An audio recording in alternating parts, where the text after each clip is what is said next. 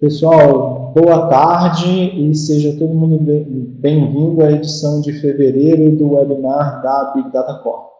Antes da gente começar, eu só queria validar com todo mundo, se todo mundo está conseguindo me ouvir, ver a apresentação e ver o meu rosto na câmera.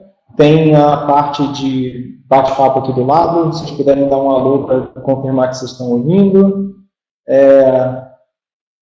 Legal, o pessoal já está respondendo, dizendo que está tudo funcionando, beleza.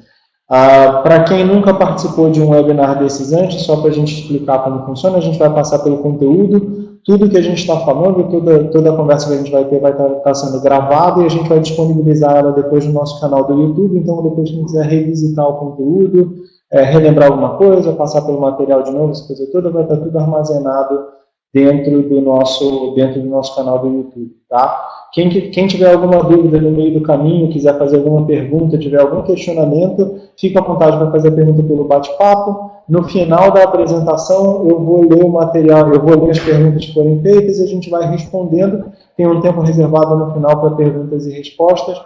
Vai ter o nosso contato também no final. Quem quiser tiver alguma dúvida, não se sentir confortável de colocar no chat, quiser falar, enfim, de uma forma mais privada, vai ter o nosso contato no final da apresentação também, vocês podem ficar à vontade para entrar em contato com a gente. Tá? Então, mais uma vez, sejam todos bem-vindos à edição de fevereiro do webinar da Big Data Corp. E hoje a gente vai falar um pouquinho sobre o processo de adequação à Lei Geral de Proteção de Dados na prática. O pessoal perguntou aqui qual é a duração prevista.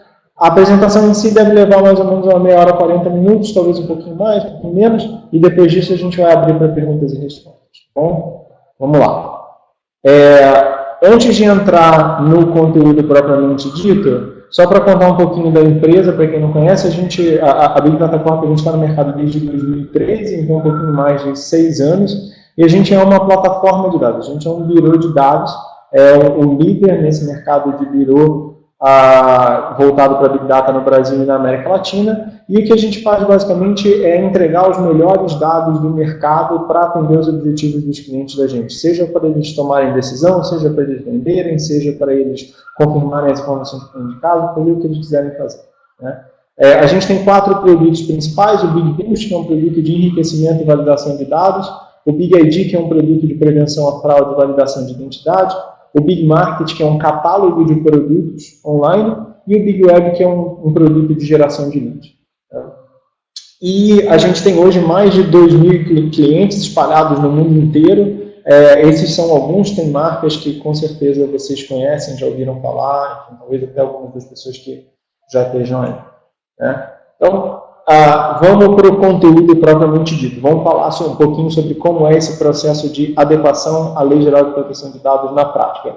E antes de entrar no processo em si, vamos perguntar por que a gente está falando disso. A gente, no ano passado, foi talvez uma das primeiras empresas no mercado a estar, principalmente nesse mercado de dados, fomos a primeira empresa a estar totalmente adequada à legislação de proteção de dados. A gente passou, na verdade, pelo processo de adequação à GDPR há alguns anos atrás, e aí, naturalmente, muito do que a gente fez nessa adaptação para a GDPR acabou servindo para o trabalho de adequação à Lei Geral de Proteção de Dados. Tem algumas adaptações que a gente teve que fazer, até tendo em vista a legislação local, mas no geral a gente conseguiu aproveitar muito do trabalho que a gente já tinha feito.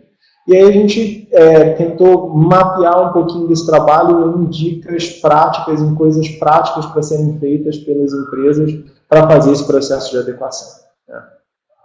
Então, antes da gente falar do processo de adequação propriamente dito, é importante a gente relembrar quais são os pontos-chave, não só da LGPD, mas de praticamente todas as legislações de privacidade que seguem a mesma linha e os mesmos preceitos da GDPR. E a gente apresentou isso num webinar que a gente fez no ano passado, mas é sempre legal relembrar. Né? O primeiro ponto é a gente entender o escopo das proteções. Então, o escopo das proteções da GDPR e da própria Lei Geral de Proteção de Dados é a proteção dos indivíduos e dos dados que esses indivíduos compartilham com as empresas sobre os quais eles têm a expectativa de privacidade. Ou seja, se eu estou fazendo um cadastro com a sua empresa e eu estou preenchendo logo uma informação de cadastro. A minha expectativa é de que você não compartilhe aquilo com ninguém, a minha expectativa é de que aquele dado seja usado somente dentro dessa empresa, eu não quero que ele seja mandado para outro lugar. Você tem que respeitar essa minha expectativa, você tem que manter aquelas informações privadas.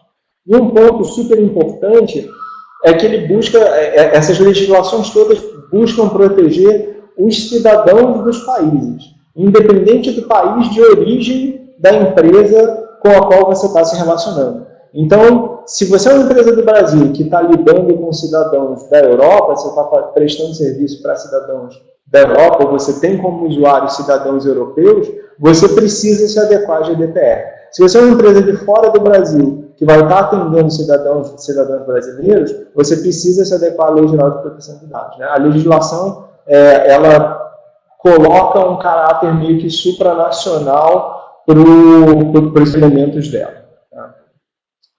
Um outro ponto-chave da legislação é a questão da responsabilidade, né? Historicamente, as empresas sempre jogaram muito da responsabilidade pela proteção do dado para o próprio usuário. Então, assim, se você não toma cuidado com a informação, o problema é seu. E, na verdade, a LGPD, a GDPR e as outras legislações, elas revertem essa tendência. Fala assim, olha, a responsabilidade pela proteção do dado recai inteiramente sobre as empresas que estão mexendo com os dados.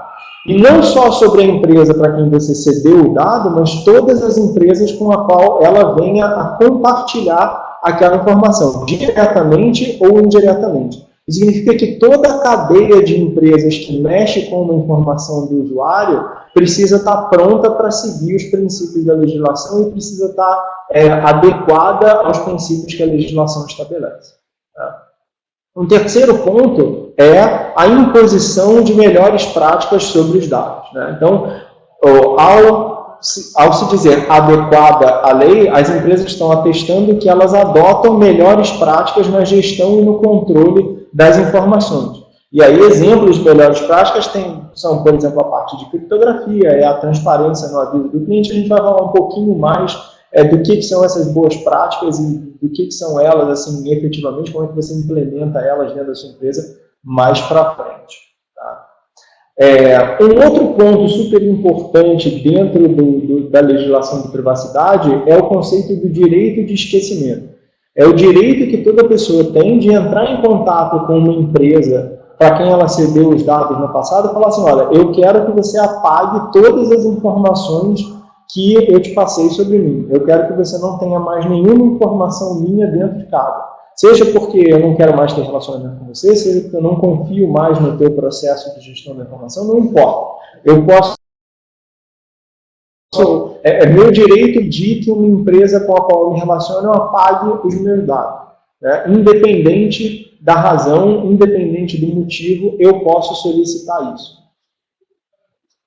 Um outro ponto de direito do usuário é a questão da portabilidade da informação. As ações de privacidade, elas prevêem para o usuário o direito de exportar todas as informações que uma determinada empresa coletou sobre ele. E esse é um negócio muito interessante que você já pode, inclusive, testar hoje. Você pode entrar em contato, por exemplo, com o Facebook, ou com o Netflix, ou com o Google, ou com qualquer empresa que esteja adequada às legislações de privacidade e pedir para elas a exportação de todos os seus dados, todos os dados que ela tem sobre você. E o que é interessante disso é que não é só ela te mandar a informação, mas ela tem que te mandar a informação num formato que você possa abrir no teu computador pessoal, em qualquer lugar, e você possa transferir ele para qualquer lugar. Né? Então, não basta simplesmente você entregar qualquer pedaço de informação, você tem que estar pronto para entregar a informação de uma forma legível para o usuário.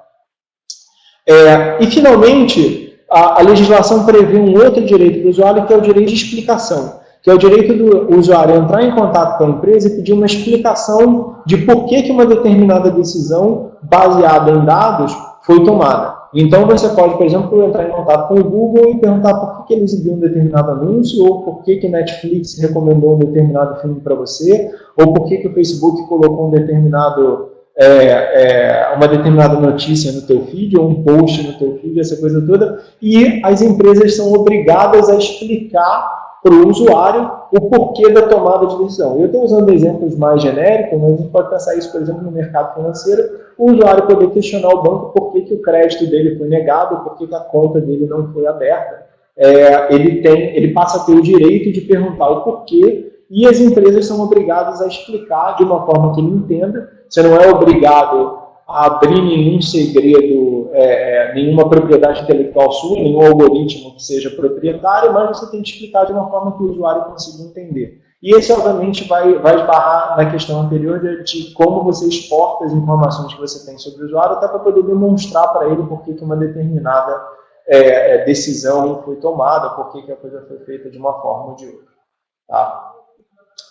Então, quando a gente fala de adequação à legislação, a gente fala essencialmente de adequação a esses princípios, né, que são os pontos-chave da legislação. E essa adequação ela passa por dois escopos. Um escopo de processos e pessoas, e um outro escopo que é o escopo de elementos técnicos. Né? A adequação à lei ela envolve tanto processos manuais ou processos artesanais, ou elementos mais até recursos humanos mesmo, quanto elementos técnicos e tecnológicos, quanto mudanças de arquitetura, mudanças na parte de dados, essa coisa toda. E a gente vai cobrir cada um deles. Tá? Então, falando primeiro do escopo de processos e pessoas. Tá? O primeiro ponto de adequação fundamental é que você precisa ter dentro da empresa um responsável específico pela segurança da informação.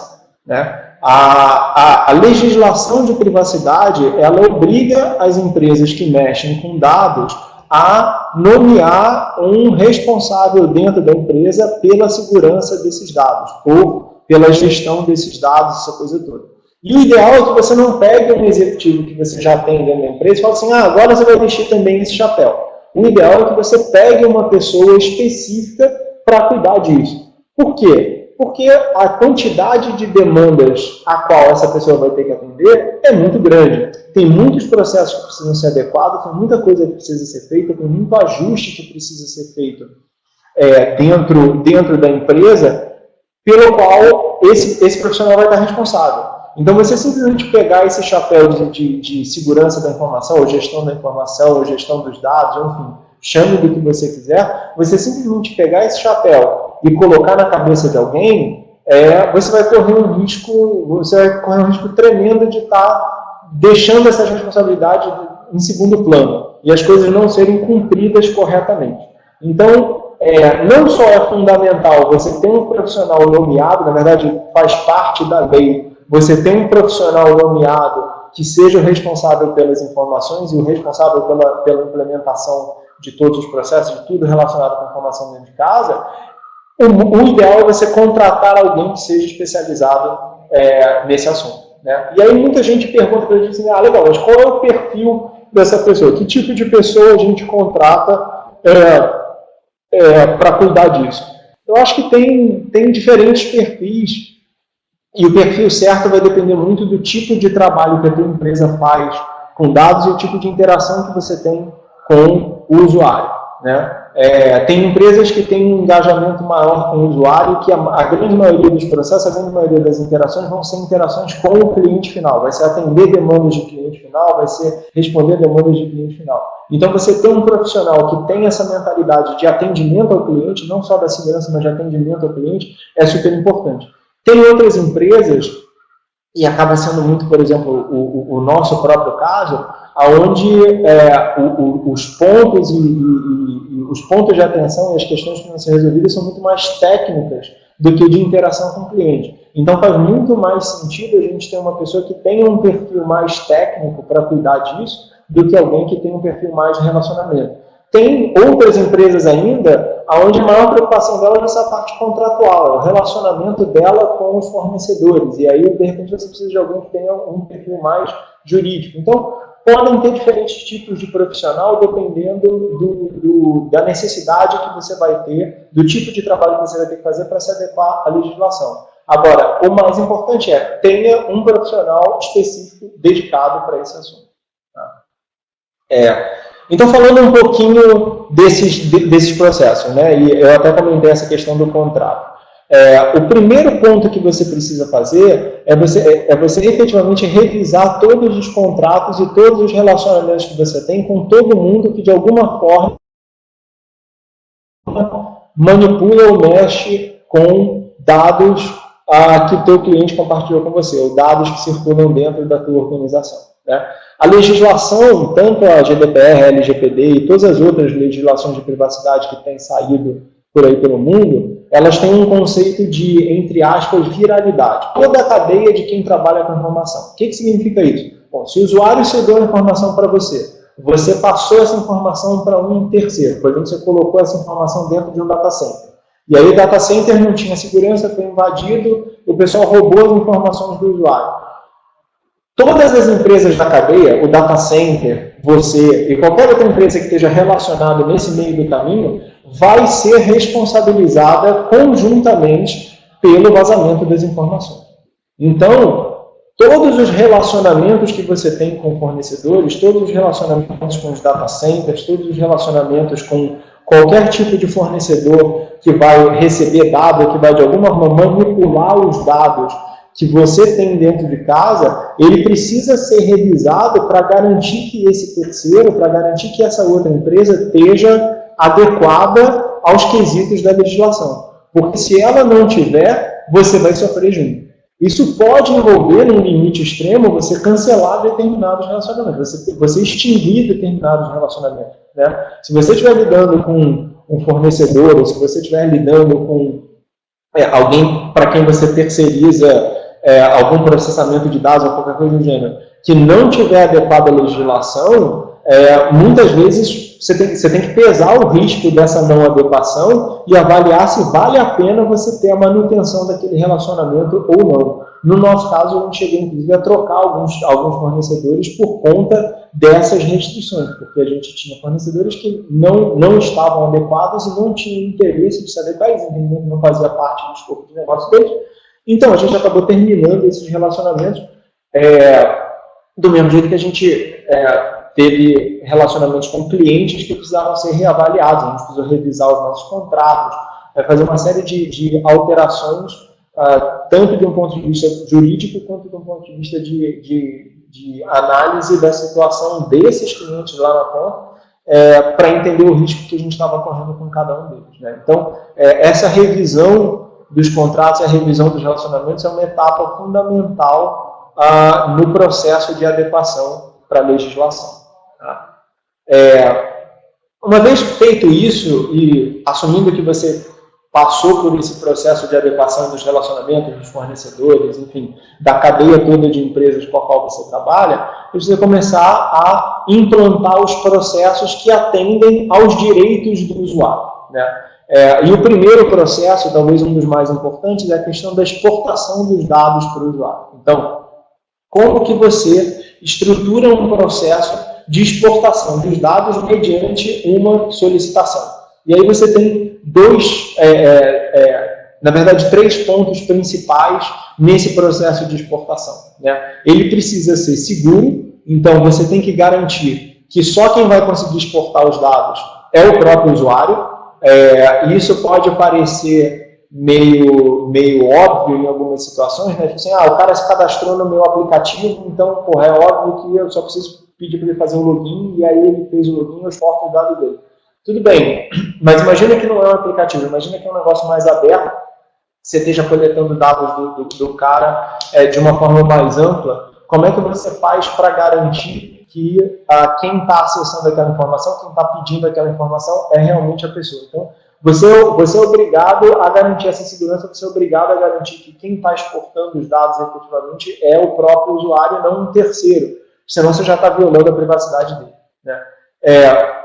Um segundo ponto importante dentro desse processo é a velocidade. Você não pode virar para o usuário e falar assim, tudo bem, você me pediu os dados, daqui a 2 meses eu te respondo. Não. Você tem que ter um SLA razoável, né? Não precisa ser 10 minutos, não precisa ser 2 segundos, mas também não pode ser 2 meses, 10 meses. Né? Você tem que ter um SLA razoável de exportação das informações para o usuário. E, por fim, o processo de exportação de dados precisa ser simples. Você precisa ser capaz de entregar para o usuário as informações que você tem sobre ele dentro de casa em um formato que ele consiga abrir em outras ferramentas.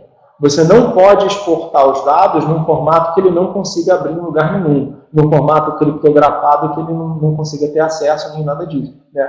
A lei obriga você a conseguir entregar os dados para o usuário de uma forma aberta e simples. Que ele possa, por exemplo, importar numa outra ferramenta para entender, que ele possa abrir num editor de texto para ver quais são as informações que estão lá dentro e assim por diante.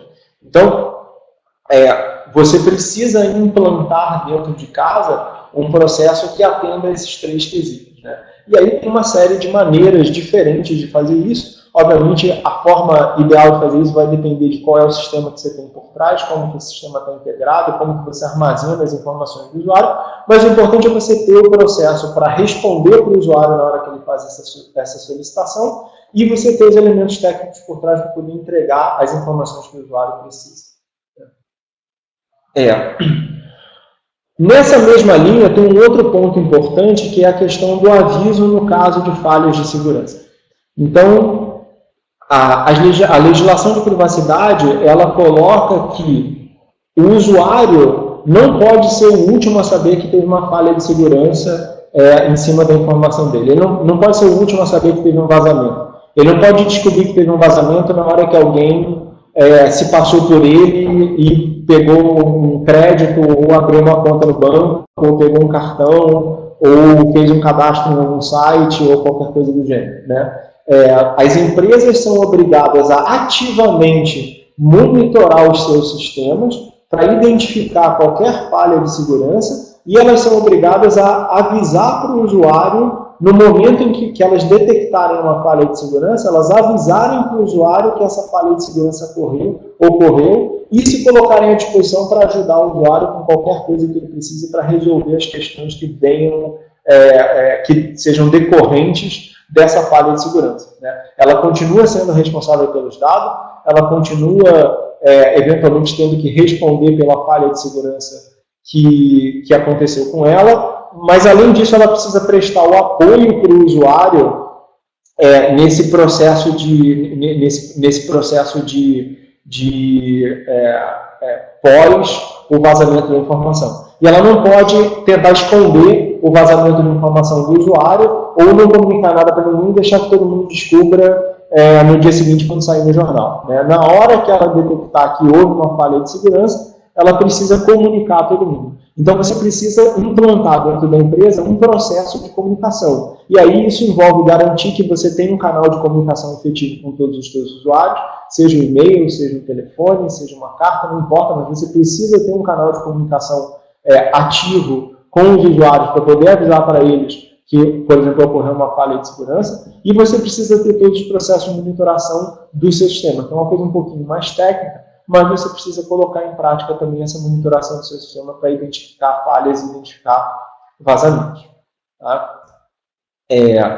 E aí, dentro dessa coisa da falha, tem uma coisa que é muito interessante, que são os seguros contra o roubo da informação, né?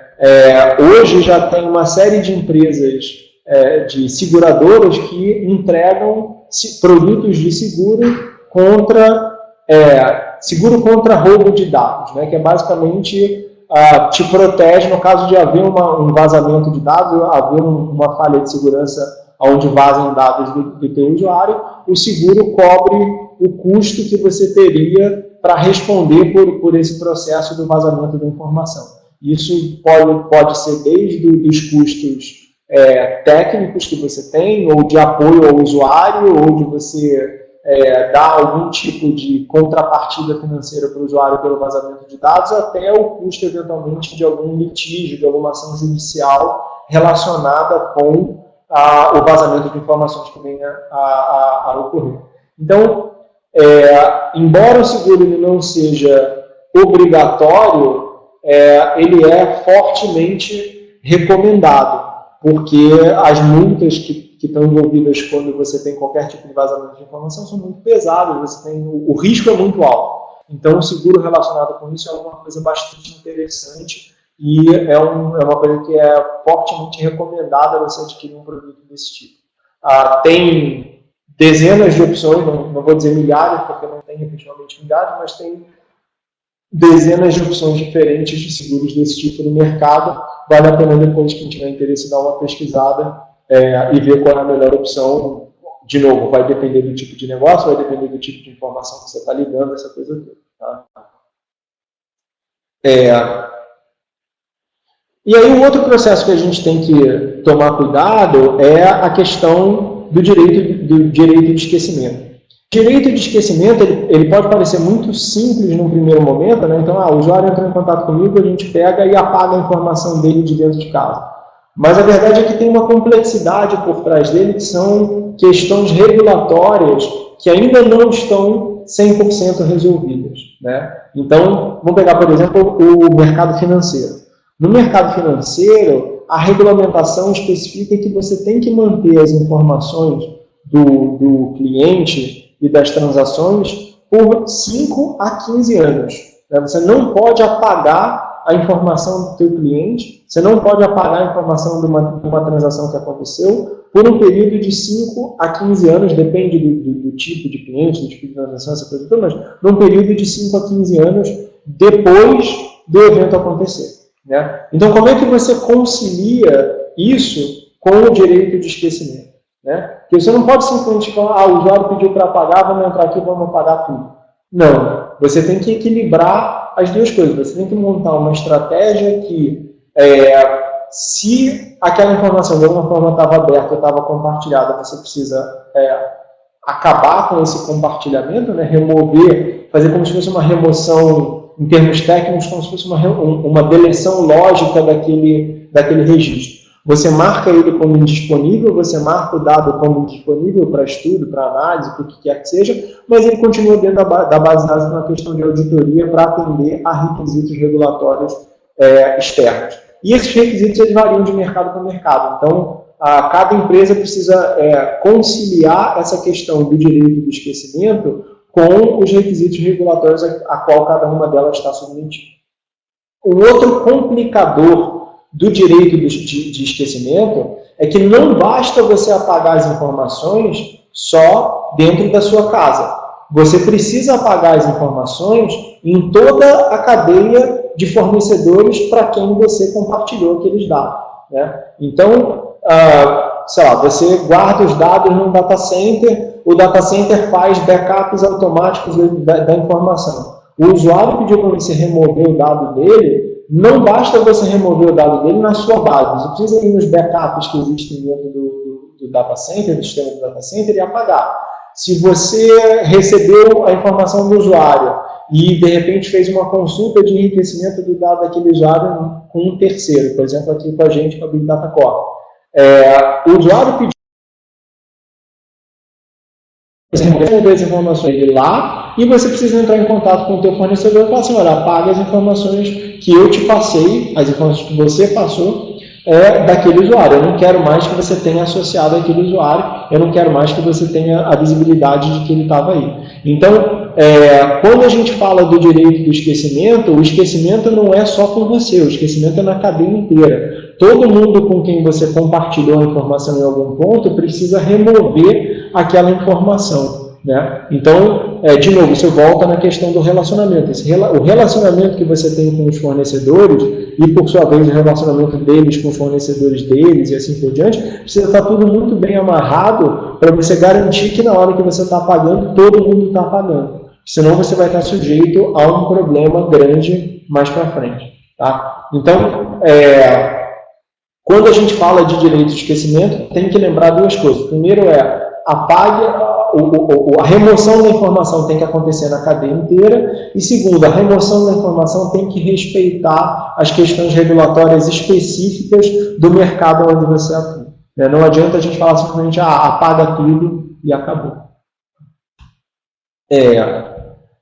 E aí, falando um pouquinho do relacionamento com o usuário, né, acho que o grande objetivo, quando a gente olha para a parte de processos e pessoas, o grande objetivo da legislação é fazer com que as empresas enxerguem o usuário não como uma fonte de dados, alguma coisa para ser monetizada, mas sim uma pessoa real que tem preocupações, que tem deveres, que têm obrigações, mas que também têm direitos com relação às suas próprias informações e que esses direitos precisam ser respeitados. Então, se a gente tomar o cuidado de pensar no usuário como uma entidade com direitos e que a gente tem que respeitar os direitos dessa entidade, já é meio caminho andado para você estar seguindo corretamente os princípios da legislação. Todas as coisas que a gente veio falando para cima, na verdade, é sobre você tratar corretamente o usuário. E, se a gente for olhar para trás, toda a motivação da legislação veio exatamente porque as empresas não estavam respeitando os usuários. Né? Quantas vezes a gente já ouviu falar de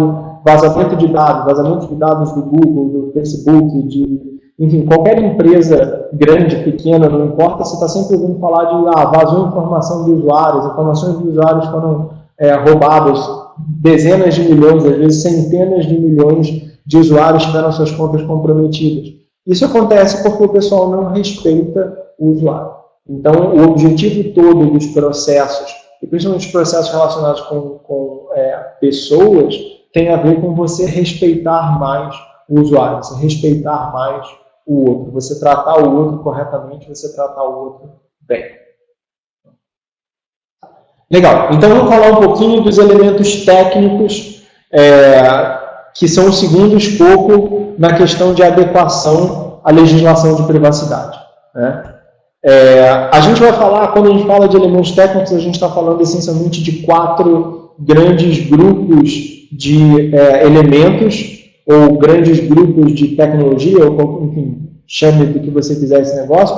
Todos eles estão interrelacionados, um puxa o outro, é um ciclo, mas são 4 grupos distintos e a gente vai falar cada um deles separados. Né? Então a gente vai falar da questão de segurança dos sistemas e segurança da informação, a gente vai falar de criptografia e de proteção dos dados, a gente vai falar de auditoria e rastreio do acesso à informação, e a gente vai falar da comprovação da origem e do direito de uso dos dados. Tá? Então, falando da questão de segurança da informação, existem dezenas, se não centenas, de princípios de segurança da informação que a grande maioria das empresas, sejam elas de tecnologia ou de qualquer outro mercado, não seguem. Infelizmente não seguem. Talvez se todo mundo seguisse as boas práticas de segurança da informação, a gente não precisasse de uma legislação de privacidade. Né? Mas, enfim, infelizmente a grande maioria das empresas não segue. Então, quando a gente fala de segurança, o que são algumas questões básicas? A primeira é segregação de permissões e acessos. Não trabalhe com todo mundo podendo acessar tudo. E isso vale tanto para os sistemas individuais, para os servidores, painéis de controle, etc., quanto para as informações.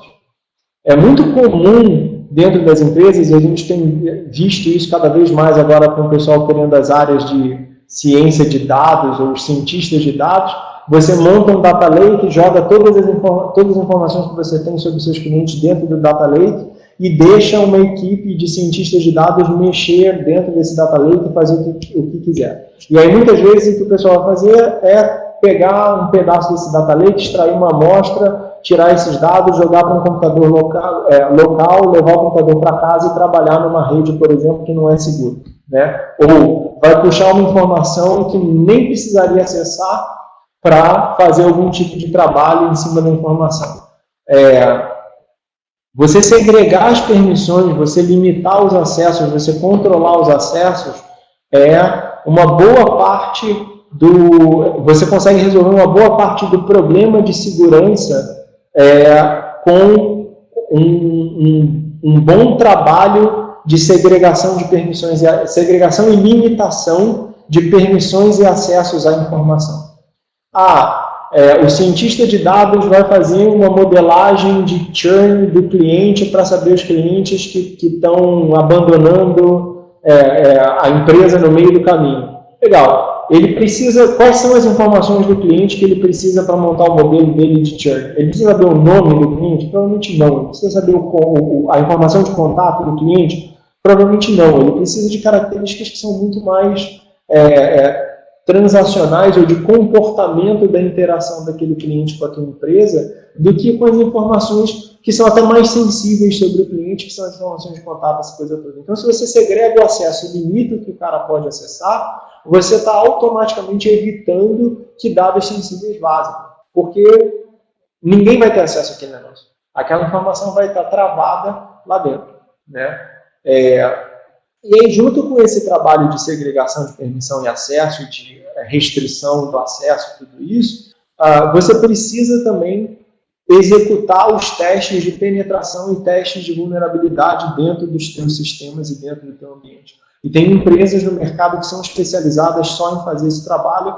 A gente recomenda fortemente que você contrate uma para fazer esse tipo de trabalho, né? Se você nunca fez um teste de penetração, se você nunca fez um teste de vulnerabilidade, você provavelmente nem sabe o tamanho do risco que você está correndo com o teu ambiente, né? Dificilmente você vai ter um ambiente que é 100% seguro, por melhor que sejam os profissionais. Isso não é uma questão de má vontade, de novo, uma questão de que você tem muitas boas práticas, embora você tenha muitas boas práticas de segurança, esse conhecimento não é tão disseminado assim, principalmente na área de tecnologia, né? Tem poucos profissionais com conhecimento profundo sobre questões de segurança, então muitas vezes a gente até, por acidente, abre algum espaço e se torna vulnerável. Então, a ideia do teste de penetração e do teste de vulnerabilidade não é assim, o seu ambiente é uma porcaria, ele está cheio de buraco. Não, deixa eu entender onde estão os buracos para poder remediar os problemas e resolver. Né? É fundamental no processo de adequação, para você poder efetivamente fechar e proteger o seu ambiente, você fazer os testes de penetração e vulnerabilidade. E além dos testes, você precisa monitorar o acesso de tudo que está acontecendo. Então, se você trabalha, por exemplo, com computação na nuvem, né? Seja o fornecedor que for, o provedor de nuvem que for, e você não tem habilitado todas as trilhas de auditoria e monitoração, você está comendo bola. Você tem que habilitar as trilhas todas as trilhas de auditoria e monitoração de todos os acessos de tudo que está acontecendo. Então, você precisa saber o que está acontecendo para poder identificar se tem alguma falha. Você precisa implementar alarmes automatizados que te avisem no caso de algum tipo de acesso indevido. Seja um acesso propriamente dito ou tentativas de acesso, né? Um exemplo simples e que acontece consistentemente, né? Se você trabalha com algum fornecedor de computação na nuvem e você vai subir um servidor para montar uma área de FTP para troca de arquivo, você subiu o servidor, abriu a porta FTP padrão, né, botou lá no ar o servidor de FTP para alguém poder transferir o arquivo para dentro, não vai dar 5 minutos e vai ter robô na internet tentando acessar a sua área de FTP, tentando fazer ataque na tua área de FTP, tentando se conectar na tua área de FTP para pegar arquivo de lá de dentro ou usar a tua área para transferir arquivo para fazer bobagem. Então, assim, e quem quiser fazer esse teste fica super à vontade. É só subir um servidor no seu fornecedor de cloud preferido, instalar um software de FTP e abrir a porta para o mundo ouvir, que você vai ver, não vai dar 5 minutos, vai ter gente tentando se conectar nele, né? Se você não estiver monitorando o que está acontecendo, se você não tiver visibilidade disso, você está correndo um risco desgraçado, né? Então, você precisa estar monitorando a rede, você precisa estar monitorando os servidores, você precisa estar monitorando os bancos, você precisa estar monitorando os sistemas, você precisa implantar os processos de monitoramento para entender tudo o que está acontecendo dentro do teu sistema. Aí falando um pouquinho de proteção de dados, né? Você, primeiro, criptografar tudo. Não tem mais desculpa a essa altura do campeonato para você não estar trabalhando com criptografia da informação, para você não estar trabalhando com banco de dados criptografados, para você não estar trabalhando com discos criptografados, para você não estar trabalhando com software de criptografia que garanta que mesmo que tenha algum tipo de invasão e alguém consiga puxar os dados todos, as informações que vão ser puxadas vão estar criptografadas lá dentro, né? E você pode, inclusive, estender a parte de criptografia para as informações sensíveis. Então, pensa que, por exemplo, sei lá, se você tem um banco de dados onde você estaria armazenando CPF do teu cliente, um número de telefone do teu cliente, em vez de você armazenar o número de telefone aberto, você pode armazenar o número de telefone com algum hash e um salt aplicado ali dentro para evitar que alguém consiga pegar, mesmo que alguém consiga acessar o sistema de alguma forma, pegar aquela informação e exportar ela e levar para outro lugar, a pessoa não vai saber ler a informação que vai estar lá dentro, a informação vai estar protegida, né? É muito comum se falar de salt, hash, essa coisa toda para senha ou para número de cartão de crédito, mas ele é um conceito que pode ser aplicado para todos os campos que você, ou para praticamente todos os campos que você tem dentro do teu banco de dados. Além da criptografia em si, você aplicar os conceitos de salt e hash dentro do teu banco de dados, dentro dos teus processos de transferência de informação, aumenta exponencialmente o nível de segurança que você vai ter,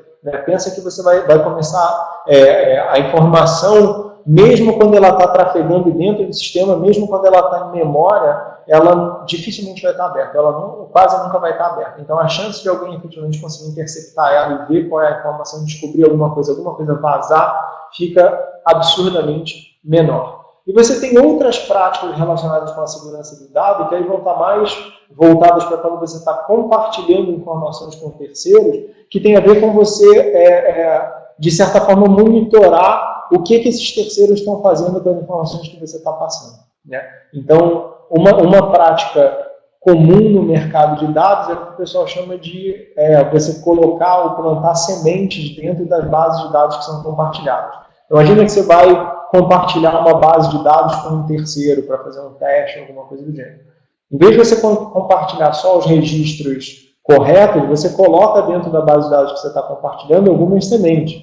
E essas sementes são registros meio que marcados, que se alguém usar aquela informação devidamente, você vai saber exatamente de onde ela veio, você vai saber exatamente de onde ela foi pega, né? Você pode aplicar isso tanto para o banco de dados que você tem internamente, pensa no teu banco de dados de cliente, no teu banco de dados de usuário, por exemplo, você pode criar registros fake lá dentro que, se por exemplo ocorrer algum tipo de vazamento, etc., você vai saber exatamente da onde veio, né? Você pode, inclusive, fazer isso com versionamento, você pode sofisticar esse processo para poder identificar exatamente em que ponto do processo, eventualmente, ocorreu algum tipo de vazamento de informação.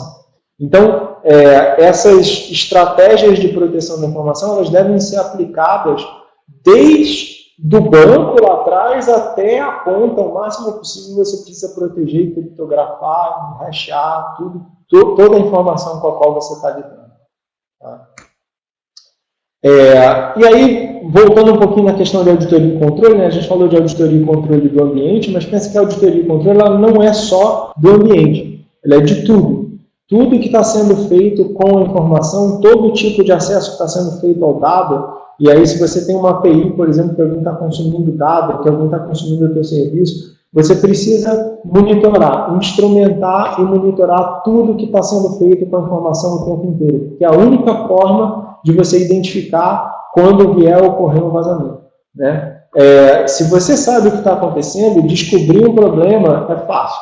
Se você não tem nem visibilidade do que está acontecendo, se você não tem nem visibilidade dos acessos que estão sendo feitos, de como as pessoas estão acessando a informação, de onde as pessoas estão acessando a informação, você está correndo um risco desgraçado, né? E por mais que você proteja os teus sistemas, essa coisa toda, pode ter uma falha, por exemplo, do outro lado.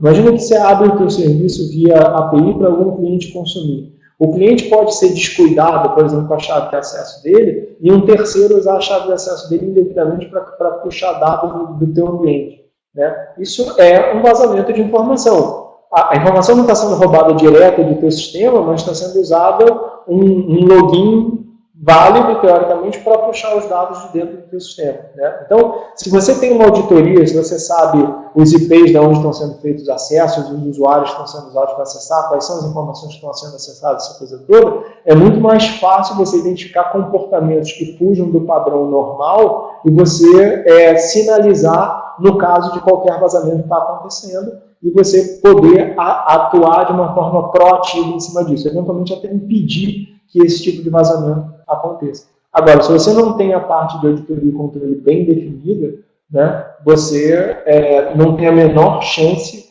de atuar proativamente em cima dessas situações. E aí a última etapa, ou o último elemento técnico, é a questão de origem e direito de uso da informação. Então, mesmo que você esteja com todos os processos adequados, tanto processos tradicionais quanto os elementos técnicos, se você está trabalhando com informações que você obteve de maneira indevida, ou que quem te entregou aquela informação obteve ela de maneira indevida, você está infringindo a lei. Então, você, enquanto empresa que está manipulando o dado, tem que ter certeza sobre a origem e o direito de uso da informação que você está utilizando. Né? Então, se alguém chegar para você e falar assim, não, vamos fazer aqui uma pergunta, eu vou te entregar alguns dados dos meus usuários e você pode usar. Você tem que chegar para o cara e falar assim, olha, a repassar essas informações para mim, ele te autorizou a passar as informações para mim, para eu, para quê? Né? Qual é o objetivo? Ele autorizou você a repassar essa informação para mim, para eu trabalhar ela para o marketing, para vendas? Qual é o direito de uso que você tem sobre o dado que o teu cliente compartilhou com você? Né? Ou, no caso de você estar consumindo informação de algum birô de informação, como a gente ou outros do mercado, da onde vem essa informação? Você consegue comprovar que essa informação é uma informação pública? É uma informação que o usuário colocou aberta publicamente sobre ele, e, portanto, ela pode ser utilizada? Ou não? Se não conseguir, né, se a origem não puder ser comprovada, ou se quem está compartilhando o dado com você não te der o direito de uso da informação para aquela finalidade específica, você vai estar infringindo a lei. Então você vai ter um problema na sua mão. Mesmo que você esteja seguindo todos os outros requisitos da legislação, você vai ter um problema na sua mão. Então, você ter certeza sobre essa questão da origem da informação, e aí, tecnicamente, internamente, você precisa ter a parte de auditoria não só para rastrear os acessos que estão sendo feitos no teu sistema, mas cada ponto de informação que você tem, quais são as permissões de uso que você tem sobre ele. Né? Então, você precisa guardar o opt-in do usuário, quando o usuário fala assim, ok, tudo bem, eu autorizo você a usar a informação, você tem que guardar esse opt-in do usuário. Você tem que guardar o aceite do usuário do teu termo de uso, comprovando que ele deixou você usar a informação para vender alguma coisa para ele, ou para fazer uma campanha de marketing, ou por um motivo que for. Né? A manutenção desse histórico e desse rastreio são fundamentais, porque sem eles, de novo, por mais que você esteja cumprindo todos os outros requisitos da legislação, você ainda assim vai estar fora, você não vai estar em compliance completa. Tá?